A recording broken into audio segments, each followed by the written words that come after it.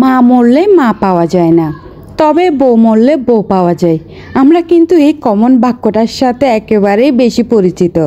কেন আমি বলবো, এখানে পরের মেয়ে দোষ কেন সবসময় দেওয়া হয়? আচ্ছা, আমরা কি বিবেক করে দেখি না? এক হাতে তো কখনো তালি বাজে না। তালি বাজার জন্য দুইটা হাতই কিন্তু যথেষ্ট।